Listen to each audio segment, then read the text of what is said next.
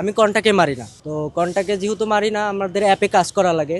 তো অ্যাপে মনে করেন যে খুবই সামান্য পরিমাণের টাকা দিয়ে আমাদের রাইড শেয়ার করা লাগে। এর ভিতরে দেখা যাচ্ছে যে এমন এমন ক্ষেত্রে আছে কি 2 লিটার তেলে আপনার ঢাকা সিটির ভিতরে 50 কিলো রাইড শেয়ার করা যায় না। তো আমাদের থেকেও ভালো ভালো বাইক আছে, যেমন 150 সিসি যে বাইকগুলো আছে, এই বাইকগুলো ঢাকা সিটির ভিতরে হাইয়েস্ট 30 কিলোমিটার যায়।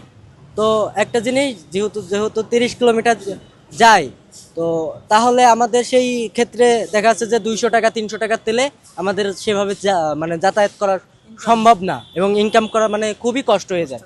এর ভিতরে দেখা যাচ্ছে আমরা এই যে 4টা ঘন্টা এখানে দাঁড়িয়ে আছি, তো এই 4 ঘন্টা আমার জীবন থেকে চলে যাচ্ছে।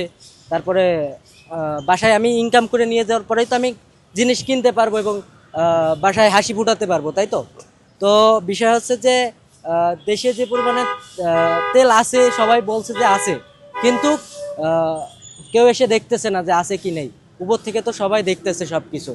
তো আমার কাছে একটাই দাবি যে আমাদের একটু, হ্যাঁ, মানে আমাদের যে তেলটা যাতে 500 টাকা কিংবা 600 টাকার দিক, 1000 টাকার দিক, যাতে আমরা চলতে পারি কিছুদিনের, ঠিক আছে। তো আরেকটা কথা ভাইয়া, যে আপনাদের ওসিলাই যদি আমাদের একটুখানি হেল্প হয় আর কি। তো আমাদের এই যে, হ্যাঁ, তেলের সংকট যেহেতু, আমাদের ভাড়াটাও একটু দেখতে হবে। কারণ আমরা যারা অ্যাপে কাজ করি তাদের ভাড়া একেবারেই কম, সীমিত।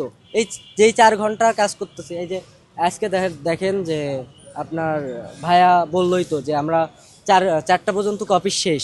তো আমরা যদি এখানে 2টা পর্যন্ত তেলই নিই, আমাদের 2টার পরেও কিন্তু অনেক সিরিয়াল থাকে, ঠিক আছে। তাদের কথা বাদ দিলাম, আমরা এখন সকাল থেকে এখানে আসছি বলেই তো আমরা একটু তাড়াতাড়ি পাবো।